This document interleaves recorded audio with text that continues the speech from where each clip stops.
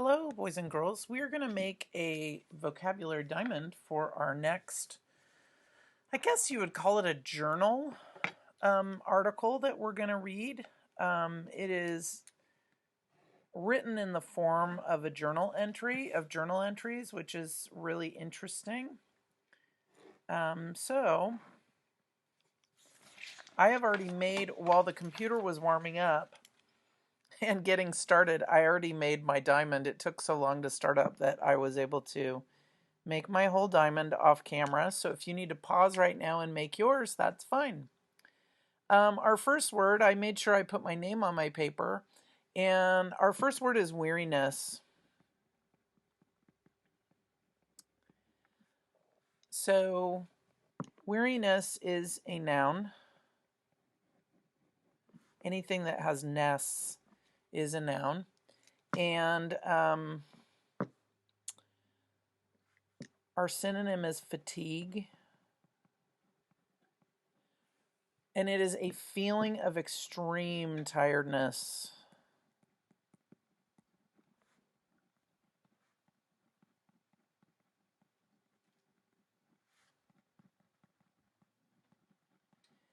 Usually it has to do with physical exhaustion, especially in our story, it's going to have to do with physical exhaustion.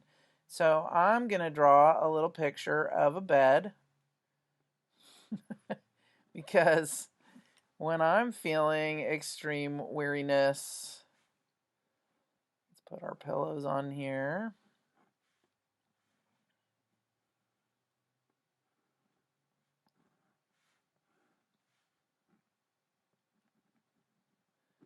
That's where I want to go. All right, so we'll draw our little picture of a bed and some blankies. Right. All right. Our next word is concluded.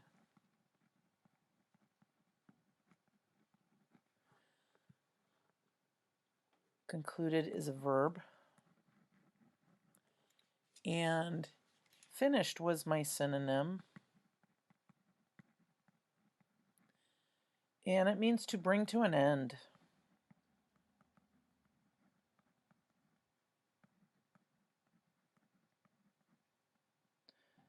Another synonym is to terminate. Right, so like you could say, I'm going to terminate that project, or that project will terminate after Christmas vacation. Right, so concluded just means to end something, to wrap it up. Right, and so I'm going to draw a little finish line flag.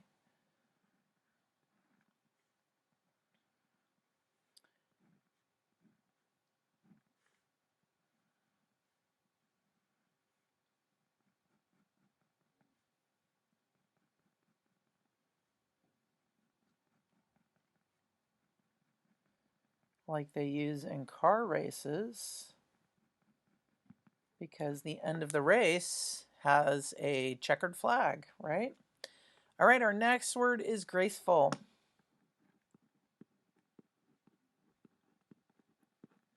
Graceful is an adjective.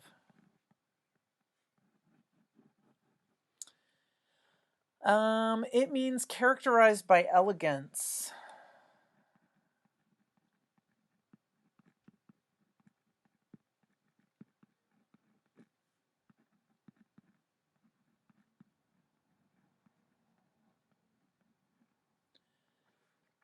And nimble was my synonym.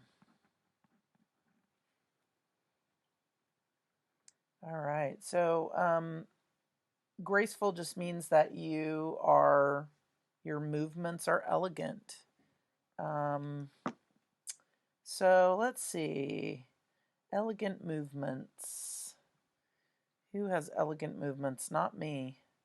But usually people who are dancing ballet have elegant movements. So if we draw I'm going to draw a ballet shoe because I don't think that I can draw a ballerina without having it look really scary. So I'm going to draw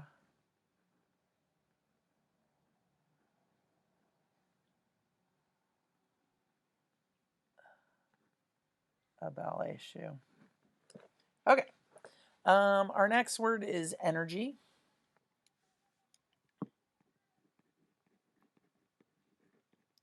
It's a noun. My synonym was vitality. And it's the capacity for vigorous activity.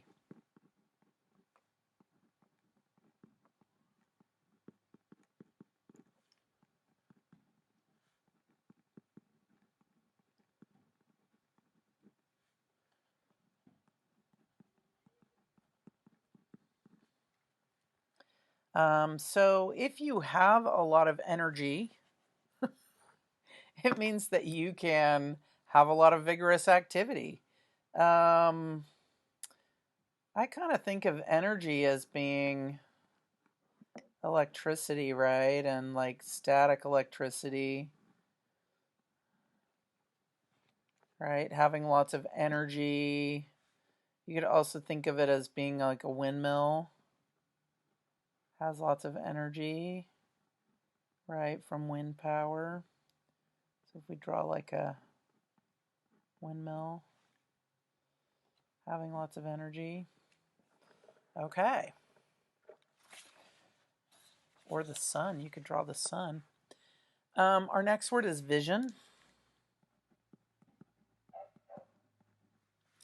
Vision is a noun.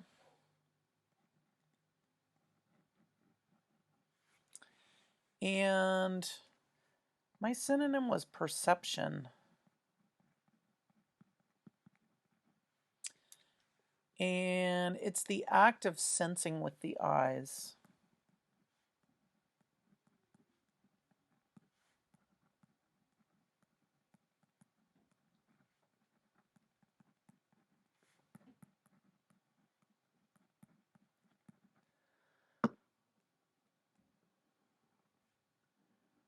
Draw a little eyeball on here.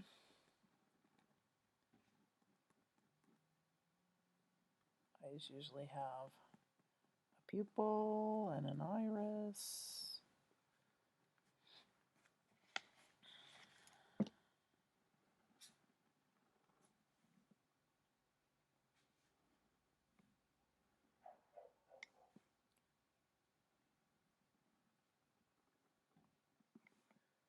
So if it's me, I have to have glasses to see anymore. All right. And huddle is our next word. Huddle is a verb. It means to gather in a close mass.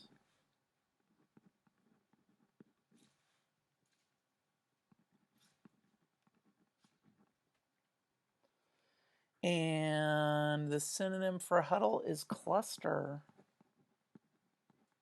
Hi, how are you? I am recording a video. That's totally fine. It's Maciel's just ruined our video. So, no, I'm kidding. I'm kidding. This will make them they'll laugh when they watch it later. See ya. So huddle just means that you're in like a tight circle, right? And sometimes we think about that with this particular game with football, right? And we huddle into a little group so that you can talk to your teammates without the other team hearing you, right? And so you can discuss plays that you're going to do, right? So football often has a huddle. In our story, we're going to learn about penguins that huddle together in Antarctica. And they have to cluster together because it's freezing cold. And when they cluster together, it protects them a little bit from the wind. Antarctica has huge, speedy winds, really powerful winds. And so penguins are one of the few animals that can actually live on Antarctica because they're able to huddle together to protect themselves from the wind. All right, alert. Alert means fully aware and attentive.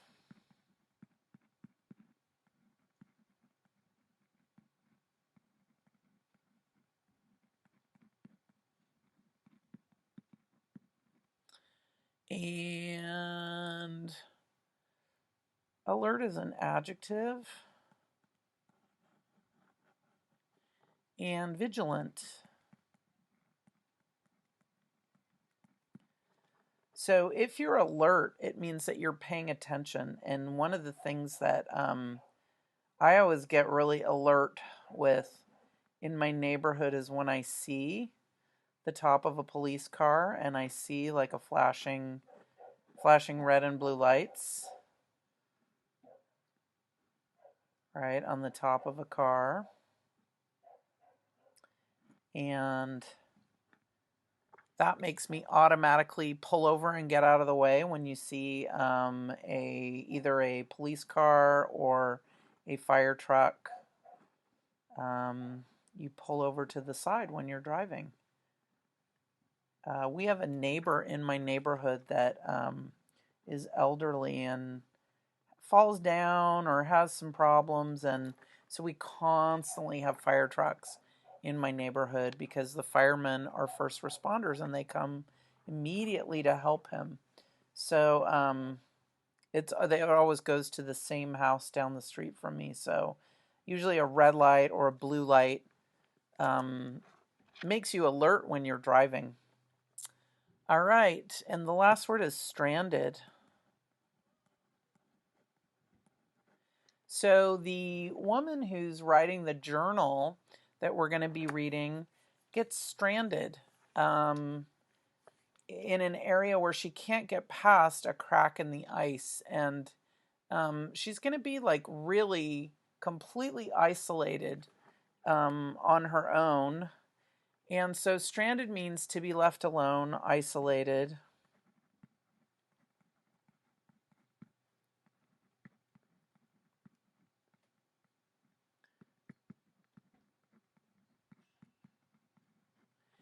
And helpless was my synonym. Stranded is an adjective. So sometimes we think of people being stranded on like desert islands, right? That's our usual place where we think of being stranded. Hi, come on in. Are you getting your pumpkin? Oh, fantastic. You can set it right over there on that empty, there's like a empty desk. And this is like just a bag of all my stuff is wrapped up in tissues because I didn't want them to. Oh, okay. You can just unwrap it and set it there on the desk. That's fine. Oh, okay. I slipped and scored all. Okay. Hello. What's your dog's name? Oh, her name's Reba. Hi. Hi. She's like, no.